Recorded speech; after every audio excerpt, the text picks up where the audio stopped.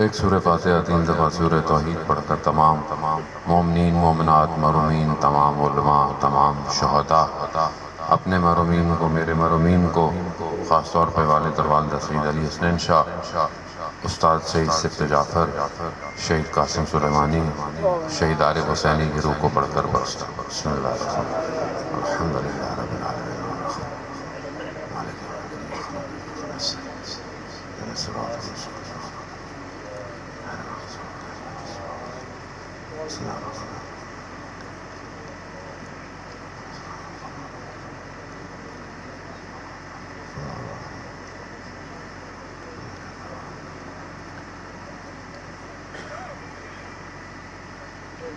امام زمانہ کی سلامتی کے لیے ایک دفعہ صلوات بھیجتے ہیں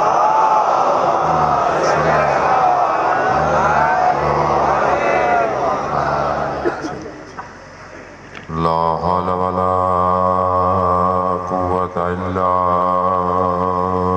باللہ العلی العظیم حسبنا اللہ ونعم الوکیل نعم المولا ونعم النصیر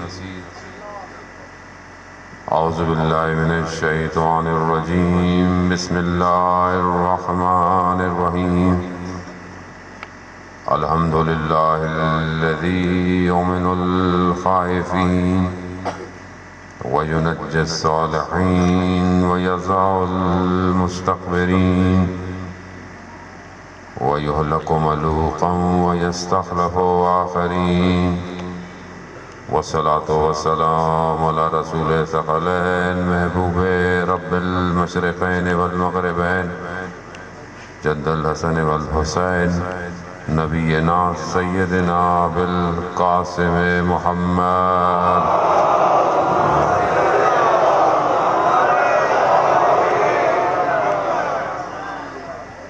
وعلى آله الطيبين الطاهرين المعصومين لا سيما بقية الله في الأرضين روحي وأرواحنا لتراب مقدم الفداء ولعنة الله على أعدائهم أجمعين بسم الله الرحمن الرحيم رب اشرح لي صدري ويسر لي أمري واحلل عقدة من لساني يفقهوا قولي أما بعد فقد قال رسول الله صلى الله عليه وآله وسلم إن الحسين مصباح الهدى والسفينة النجاة صلوات بإمام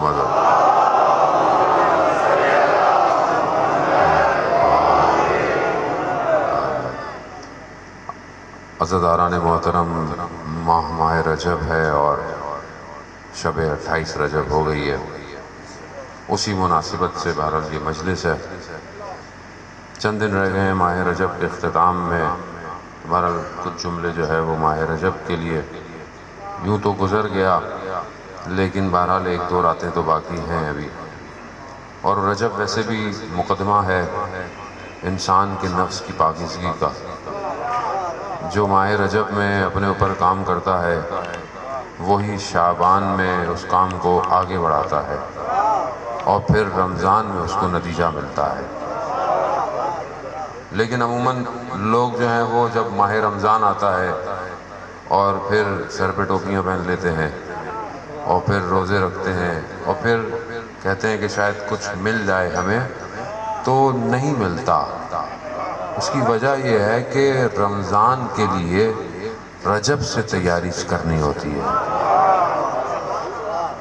وہ خدا کے بھی آداب ہیں خدا بھی بڑے ادب سے اس مہینے میں وارد کرنا چاہتا ہے اس لیے کہا کہ ماہ رجب میں اپنا تزکیہ کرو اپنے آپ کو پاک کرو روزے رکھو ماہ رجب کے راتوں میں عبادتیں کرو دعائیں پڑھو صبح بھی استغفار کرو رات بھی استغفار کرو خوب ظاہر ہے حکمت تو ہے اس کے اندر خدا چاہتا ہے وہ جو پورے سال انسان غفلت کی وجہ سے دنیا کی محبت کی وجہ سے جو آلودہ ہو گیا ہے اس آلودگی کو صاف کرے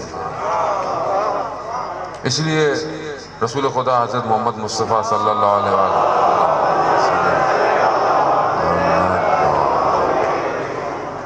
رسول خدا فرماتے ہیں کہ رجب خدا کا مہینہ ہے اور شعبان میرا مہینہ ہے، اور رمضان المبارک جو ہے وہ امت کا مہینہ ہے۔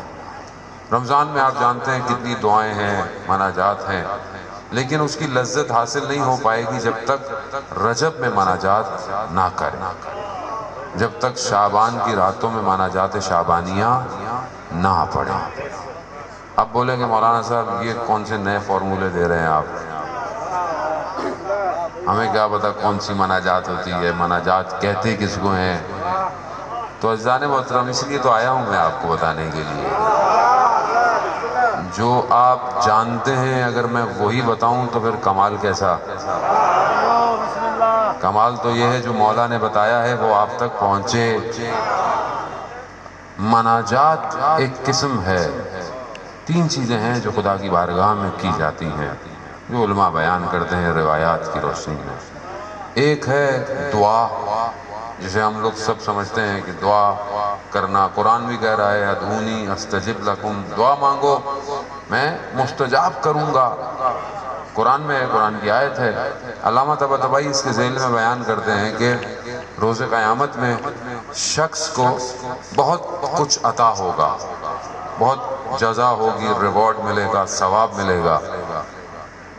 بندہ کہے گا خدا کی بارگاہ میں پروردگار میں نے تو کوئی ایسی نیکی نہیں کی تھی جس کے بدلے میں تو مجھے اتنا کچھ دے رہا ہے۔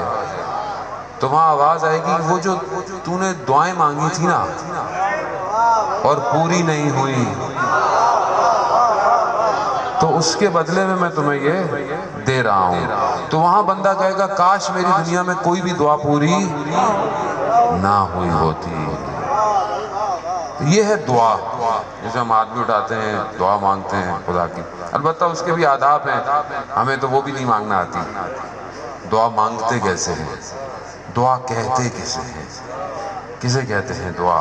ایک رابطہ ہے مخلوق کا خالق کے ساتھ، یعنی ظاہر ہے آپ جب اس کے آگے ہاتھ پھیلاتے ہیں تو آپ کیا ہو جاتے ہیں؟ جو میرا چوتھا امام ارشاد فرماتا ہے صحیفہ سجادیہ کی 10ویں دعا میں، یا غنی الاغنیاء انا افقر الفقراء، اے بے نیازوں میں سب سے بڑے بے نیاز، میں محتاجوں میں سب سے بڑا محتاج ہوں۔ یہ ہے دعا، یہ رابطہ ہے عزیزان محترم، دعا رابطہ۔ دوسری قسم ہے نطبہ، یعنی پھکارنا۔ دعا آرام سے، نطبہ یعنی پھکارنا، یعنی جب واقعاً انسان مشکل میں ہو تو پھر پھکارتا ہے، چیختا ہے خدا کی بارگاہ میں۔ بے احترامی تو نہیں کر سکتا ظاہر ہے، لیکن اپنی شدت کو بیان کرتا ہے، جیسے دعائے نطبہ کے اندر ہے، کہاں ہے وہ جو کربلا کا بدلہ لے گا، کہاں ہے وہ جو زمین اور آسمان کے متصل ہونے کا سبب ہے، این الحسن این ابناء الحسین، کہاں ہے وہ یوسف زہرا؟ وہ یہ نطبہ ہے اس کی بارگاہ میں جو ہم لوگ کرتے ہیں امام کے لیے۔ تیسری قسم ہے مناجات کی، جو میں نے تھوڑی سی گفتگو مقدمتاً آپ کی خدمت میں کرنی۔ مناجات کہتے ہیں نجوہ، سرگوشی۔ سرگوشی کسے کہتے ہیں؟ انسان قریب میں کان میں باتیں کرتا ہے، سرگوشی کرتا ہے نا۔ سرگوشی اسی کی جاتی ہے جو بہت قریب ہو۔ مناجات اسے کہتے ہیں جو مولا کائنات مسجد کوفہ میں کرتے تھے، نجوہ کرتے تھے، یعنی خدا بہت قریب ہے۔ جب انسان رات کی تاریکی میں اٹھتا ہے، سحر میں بلند ہوتا ہے اور پھر نجوہ کرتا ہے، اللہم انی اسألک یوم لا ینفع۔ مولا کی مناجات میں عزیزان محترم مولائی ہونے کا حق ادا کرنا چاہیے انسان کو، کہ کم از کم زندگی میں ایک دفعہ تو یہ مناجات پڑھے۔ مفاتیح الجناح میں موجود ہے، کوفہ کے اعمال میں جائیں، مسجد کوفہ کے اعمال، وہاں یہ مناجات امیر المومنین کے نام سے معروف ہے۔ وہ مناجات کریں کہ پروردگار میں تجھ سے سوال کرتا ہوں، مولا کہہ رہا ہے کائنات کا کہ پروردگار میں تجھ سے سوال کرتا ہوں اس دن کا جس دن کوئی بھی چیز نفع نہیں دے گی اللہ سوائے قلب سلیم کے. یہ امام فرما رہے ہیں. پھر آگے امام فرماتے ہیں کہ اس دن مجرم اپنے چہروں سے پہچانے جائیں گے. اس دن ماؤں اور بہنوں کے بین کچھ نہیں کر پائیں گے. پھر مولا کہتے ہیں مولائی یا مولا انت المولا انا العبد وحل یرم العبد الا المولا. اے میرے مولا تو میرا مولا ہے، میں تیرا بندہ ہوں، مگر کیا تو رحم نہیں کرے گا جبکہ تو مولا اور میں تیرا بندہ ہوں؟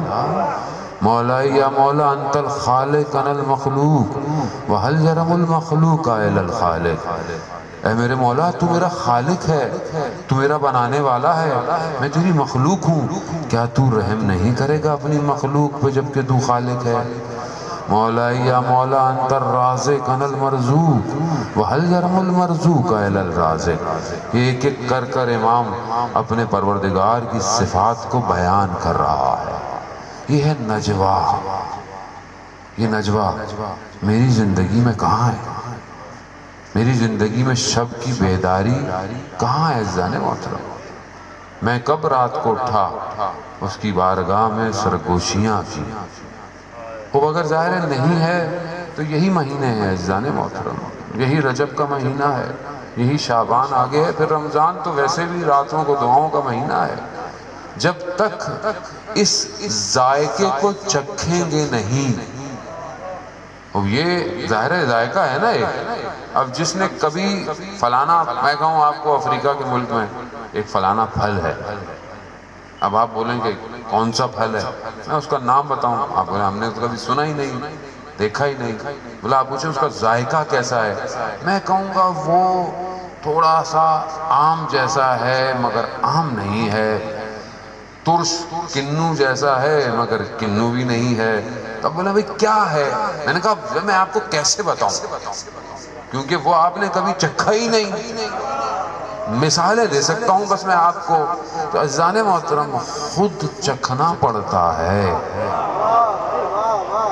جب تک خود نہیں اٹھیں گے رات کو اور اس کو سجدہ نہیں کریں گے تب تک شب کی عبادت کی لذت سمجھ میں نہیں آئے گی. یہاں اولیاء خداؤں کے لیے تو رجب کا مہینہ بہار کا مہینہ ہے.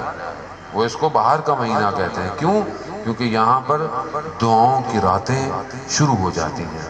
انہی دعاؤں میں سے ایک دعا ہے جو مشترک اعمال میں پڑھی جاتی ہے.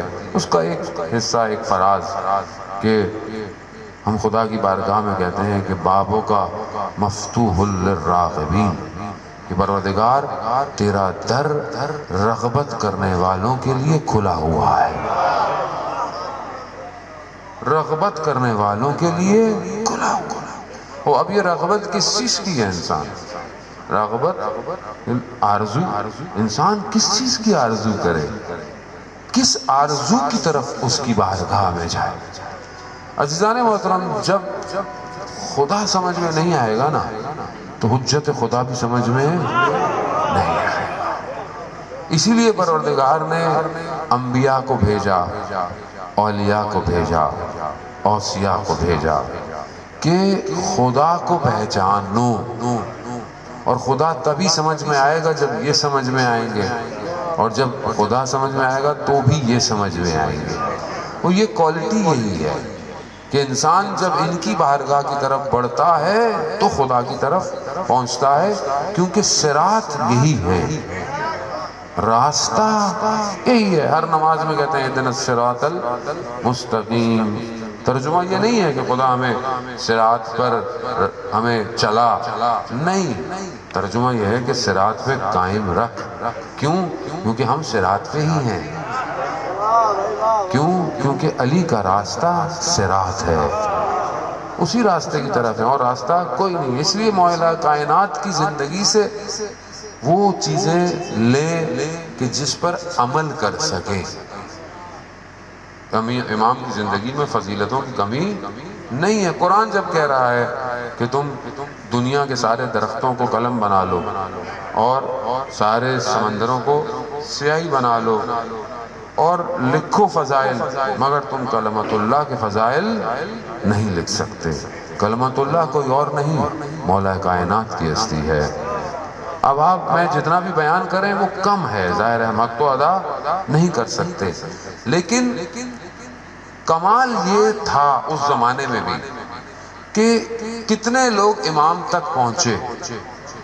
کمال یہی تھا، کتنے امام تک پہنچے، کتنے ہیں جو آپ کو امام کے گرد نظر آتے ہیں۔ کمال یہ تھا۔ آج بھی یہی کمال ہوگا کہ اگر ہم اپنے وقت کے امام تک پہنچیں، نہیں پہنچے تو پھر ہم بھی دور سے کھڑے ہوئے واہ واہی کر رہے ہیں اور تو کچھ نہیں۔